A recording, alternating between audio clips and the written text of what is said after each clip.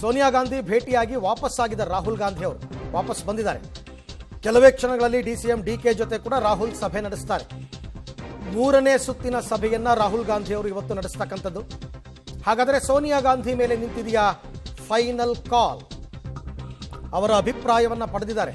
ಇಡೀ ದಿನದ ಡೆವಲಪ್ಮೆಂಟ್ಸ್ ಅನ್ನ ಸೋನಿಯಾ ಗಾಂಧಿ ಅವರಿಗೆ ಬ್ರೀಫ್ ಮಾಡಿ ಅವರ ಸಲಹೆ ಸೂಚನೆಗಳನ್ನು ಹೊತ್ತು ತಂದಿದ್ದಾರೆ ರಾಹುಲ್ ಗಾಂಧಿ. ಈಗ ಡಿ ಕೆ ಶಿವಕುಮಾರ್ ಜೊತೆ ಮಾತುಕತೆ ಆಡಬೇಕು 3ನೇ ಸುತ್ತು.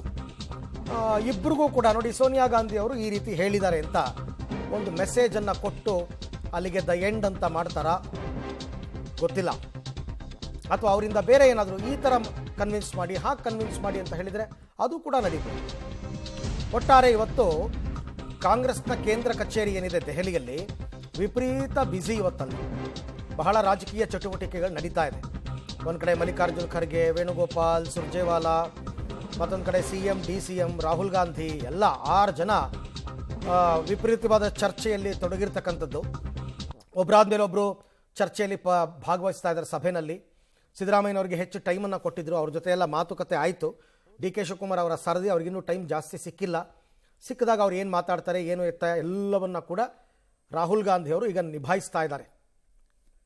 ಈ ಬಗ್ಗೆ ಮತ್ತಷ್ಟು ಮಾಹಿತಿ ನನ್ನ ಕೊಲೀಗ ರವೀಶ್ ಅವರಿಂದ ಪಡ್ಕೊಳ್ಳೋಣ. ರವೀಶ್, ಈಗ ಎಲ್ಲ ತೀರ್ಮಾನವನ್ನು ರಾಹುಲ್ ಗಾಂಧಿ ಅವರೇ ತಗೋತಾರೆ, ಅವರೇ ಅಂತಿಮ ಅಂತ ಹೇಳ್ತಾ ಇದ್ರು ಕೂಡ ಸೋನಿಯಾ ಗಾಂಧಿ ಅವರ ಸಲಹೆ ಸೂಚನೆಗಳನ್ನು ಕೂಡ ಸ್ವೀಕಾರ ಮಾಡಲೇಬೇಕಾಗತ್ತೆ.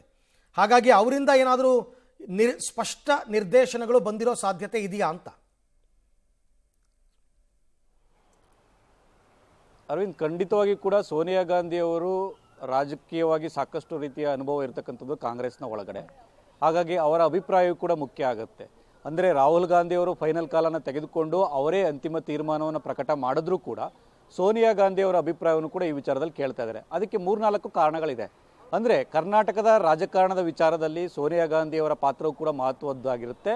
ಜೊತೆಗೆ ಡಿ ಕೆ ಶಿವಕುಮಾರ್ ಮತ್ತು ಆ ಗಾಂಧಿ ಕುಟುಂಬದ ಬೇರೆ ಬೇರೆ ರೀತಿಯ ಒಂದು ಸ್ನೇಹ ಸಂಬಂಧಗಳೇನಿದೆ ಅದ್ರ ಬಗ್ಗೆ ಸಾಕಷ್ಟು ವ್ಯಾಪಕವಾಗಿ ಚರ್ಚೆ ಆಗಿತ್ತು. ಅಂದರೆ ರಾಹುಲ್ ಗಾಂಧಿ ಒಂದು ಕಡೆ ಆದರೆ ಸೋನಿಯಾ ಗಾಂಧಿ, ಪ್ರಿಯಾಂಕಾ ಗಾಂಧಿ ಅವರು ಯಾವ ಕಡೆ, ಈ ಬಗ್ಗೆ ಕೂಡ ಚರ್ಚೆ ಆಗ್ತಾ ಇತ್ತು. ಅಂದರೆ ಅದು ರಾಜಕೀಯವಾಗಿ ಬೇರೆ ಬೇರೆ ರೀತಿಯಲ್ಲ, ಅದು ಸತ್ಯನ ಸುಳ್ಳು ಅದು ಬೇರೆ ವಿಚಾರ. ಆದರೆ ಕರ್ನಾಟಕದ ವಿಚಾರದಲ್ಲಿ ಸೋನಿಯಾ ಗಾಂಧಿ ಅವರು ಈ ಒಂದು ಅಭಿಪ್ರಾಯವನ್ನು ಮುಕ್ತವಾಗಿ ವ್ಯಕ್ತಪಡಿಸಿದ್ದಾರೆ ಅನ್ನೋ ಮಾಹಿತಿ ಲಭ್ಯ ಆಗ್ತಾ ಇದೆ. ಹಾಗಾಗಿ ಎಲ್ಲ ಒಂದು ಕಡೆ ಎಮೋಷನಲ್ ಆಗಿ ಈ ಒಂದು ಪ್ರಕ್ರಿಯೆಗಳನ್ನು ತೆಗೆದುಕೊಳ್ಳೋದಕ್ಕೂ ಕೂಡ ಒಂದು ರೀತಿಯಲ್ಲಿ ಆ ಅಂಶವು ಕಾರಣ ಆಗುತ್ತಾ ಅನ್ನೋದೀಗ ಬಹುದೊಡ್ಡ ಪ್ರಶ್ನೆ. ಯಾಕೆಂದರೆ ಪದೇ ಪದೇ ಡಿ ಕೆ ಶಿವಕುಮಾರ್ ಅವರು ತ್ಯಾಗ, ಬೇರೆ ಬೇರೆ ರೀತಿಯ ಪಕ್ಷನಿಷ್ಠೆ, ನಮಗೆ ತಾಯಿ ಇದ್ದಂಗೆ, ಜೊತೆಗೆ ಎಲ್ಲ ಒಂದು ಕಡೆ ನಮಗೆ ದೇವಸ್ಥಾನ ಇದ್ದಂಗೆ ಗಾಂಧಿ ಕುಟುಂಬದ ಬಗ್ಗೆ ಈ ರೀತಿ ಮಾತನಾಡ್ತಾ ಇದ್ದಾರೆ. ಅದಕ್ಕೆ ಪೂರಕವಾಗಿರ್ತಕ್ಕಂಥ ಕೆಲಸಗಳನ್ನು ಕೂಡ ಡಿ ಕೆ ಶಿವಕುಮಾರ್ ಅವರು ಮಾಡಿದ್ದಾರೆ. ಹಾಗಾಗಿ ಆ ಒಂದು ಎಮೋಷನಲ್ ಬಾಂಡಿಂಗನ್ನು ಅವಾಗ ಆ ಅಸ್ತ್ರವನ್ನು ಪ್ರಯೋಗ ಮಾಡ್ತಾ ಇದ್ದಾರೆ. ಅಂದರೆ ಇದೇ ಒಂದು ರೀತಿಯಲ್ಲಿ ಖಂಡಿತವಾಗಿ ಕೂಡ ಇಲ್ಲ. ಎಮೋಷನಲ್ ಅಷ್ಟೇ ರಾಜಕಾರಣದಲ್ಲಿ ಒಂದು ರೀತಿಯಲ್ಲಿ ಮಹತ್ವದ್ದಾಗಿದ್ದರೆ ಯಾರ್ಯಾರು ಏನೇನು ಬೇಕಾದರೂ ಕೂಡ ಆಗ್ತಾಯಿದ್ರು. ಆದರೆ ಎಲ್ಲ ಒಂದು ಕಡೆ ಕಾಂಗ್ರೆಸ್ನ ಭವಿಷ್ಯದ ದೃಷ್ಟಿಯಿಂದ ಕೆಲ ತೀರ್ಮಾನ ನಿರ್ಧಾರಗಳನ್ನು ತೆಗೆದುಕೊಂಡಿದ್ದಾರೆ. ಆ ಕಾರಣಗಳಿಗೋಸ್ಕರವಾಗಿ ಮೊದಲ ಅವಧಿಯಲ್ಲಿ ಸಿಎಂ ಸಿದ್ದರಾಮಯ್ಯ ಅವರನ್ನು ಈ ಒಂದು ರೀತಿಯಲ್ಲಿ ಸಿಎಂ ಆಗಿ ನೇಮಕ ಮಾಡಿದ್ರು. ಅದಾಗಲಿ ಅಂತಲೂ ಕೂಡ ಆಯ್ಕೆ ಮಾಡಿ ಅವರನ್ನು ಇಷ್ಟು ದಿನಗಳ ಕಾಲ ಸಿಎಂ ಆಗಿ ಬಿಟ್ಟಿದ್ದಾರೆ. ಹಾಗಾಗಿ ಮುಂದೆಯೂ ಕೂಡ ಅದೇ ರೀತಿಯ ಸಾಧಕ ಬಾಧಕಗಳನ್ನು ಕಾಂಗ್ರೆಸ್ನ ಹೈಕಮಾಂಡ್ ಯೋಚನೆ ಮಾಡುತ್ತೆ.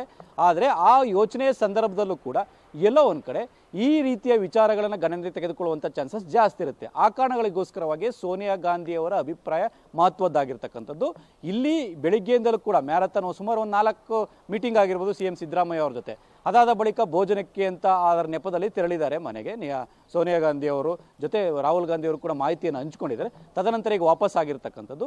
ಮತ್ತೆ ಈಗ ಡಿ ಕೆ ಶಿವಕುಮಾರ್ ಅವ್ರ ಜೊತೆನೂ ಕೂಡ ಮಾತುಕತೆಯನ್ನು ನಡೆಸ್ತಾರೆ. ಹಾಗಾಗಿ ಇಲ್ಲಿ ಯಾರನ್ನ ಕನ್ವಿನ್ಸ್ ಮಾಡಬೇಕು ಮತ್ತೆ ಯಾರಿಗೆ ಕಿವಿ ಮಾತನ್ನ ಹೇಳಬೇಕು ಅನ್ನೋ ಆಧಾರದ ಮೇಲೆ ಎಲ್ಲವೂ ಕೂಡ ಸ್ಪಷ್ಟವಾಗುತ್ತೆ. ಹಾಗಾಗಿ ಇನ್ನೊಂದು 2-3 ಗಂಟೆಗಳ ಕಾಲ ಈ ಒಂದು ಮಾತುಕತೆ ಅಂತ್ಯ ಆಗಿ ತದನಂತರ ಇಂಟರ್ನಲ್ ಆಗಿ ಆ ಒಂದು ಫಲಿತಾಂಶ ಹೊರಬೀಳುತ್ತೆ. ಅದಾದ ಬಳಿಕ ಅದು ಆಗಿಂದಾಗೆ ಕಿವಿಯಿಂದ ಕಿವಿಗೆ ಎಲ್ಲೋ ಬಿದ್ದು ಒಂದು ರೀತಿಯಲ್ಲಿ ಯಾರಿಗೆ ಲಕ್ ಮತ್ತೆ ಯಾರಿಗೆ ಒಂದು ರೀತಿಯಲ್ಲಿ ಶಾಕ್ ಅನ್ನೋದು ಕೂಡ ಸ್ಪಷ್ಟವಾಗುತ್ತೆ. ಅರವಿಂದ್, ಓಕೆ, ಹಾಗೆ ಸಂಪರ್ಕದಲ್ಲಿರಿ ರವೀಶ್, ನಿಮ್ಮ ಜೊತೆ ಮತ್ತೆ ಮಾತನಾಡ್ತೀನಿ. ಒಟ್ಟಾರೆ ಇವತ್ತು ಇಡೀ ದಿನ ದೆಹಲಿಯಲ್ಲಿ ಮ್ಯಾರಥಾನ್ ಸಭೆಗಳು ಇನ್ನೂ ಕೂಡ ಮುಕ್ತಾಯ ಆಗಿಲ್ಲ. ಸಭೆಗಳಂತೂ ನಡೀತಾನೆ ಇದೆ. ಈಗಷ್ಟೇ ರಾಹುಲ್ ಗಾಂಧಿ ವಾಪಸ್ ಬಂದಿದ್ದಾರೆ AICC ಕಚೇರಿಗೆ. ಈಗ ಮತ್ತೆ ಸಭೆ ಮುಂದುವರಿಯುತ್ತೆ.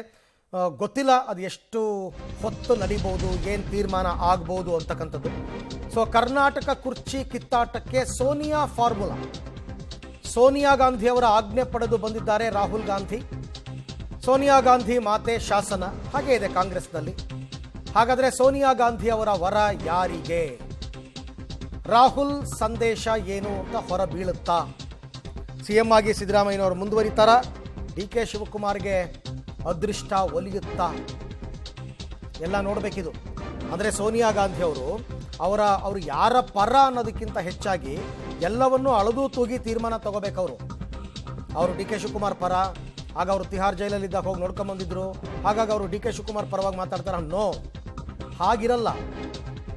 ಇಲ್ಲಿ ನಾಯಕತ್ವ ಬದಲಾವಣೆ ಮಾಡೋದೇ ಆದರೆ ಎಲ್ಲ ಸಾಧಕ ಬಾಧಕಗಳನ್ನು ನೋಡಬೇಕಾಗುತ್ತೆ. ಹಾಗಾಗಿ ಸಿಎಂ ವಿಚಾರಕ್ಕೆ ಸಂಬಂಧಪಟ್ಟಂತೆ ಸೋನಿಯಾ ಗಾಂಧಿ ಅವರು ಏನು ತೀರ್ಮಾನ ತಗೋಬಹುದು, ಏನೆಲ್ಲ ಆಲೋಚನೆಗಳಿರಬಹುದು ಅವರಿಗೆ, ಇಲ್ಲಿನ ಪ್ರತಿಯೊಂದು ಡೆವಲಪ್ಮೆಂಟ್ಸು ಅವ್ರಿಗೆ ಗೊತ್ತಿರುತ್ತೆ. ಟೈಮ್ ಟು ಟೈಮ್ ಅವೆಲ್ಲವೂ ಕೂಡ ಅವರಿಗೆ ಬ್ರೀಫ್ ಆಗ್ತಾನೆ ಇರುತ್ತೆ. ಎಲ್ಲವೂ ಗೊತ್ತು ಕರ್ನಾಟಕದ ರಾಜಕೀಯ ಹೇಗೆ ಅಂತ. ಹಾಗಾಗಿ ಅವರೇ ಒಂದು ತೀರ್ಮಾನಕ್ಕೆ ಬರತಕ್ಕಂಥ ಸಾಧ್ಯತೆ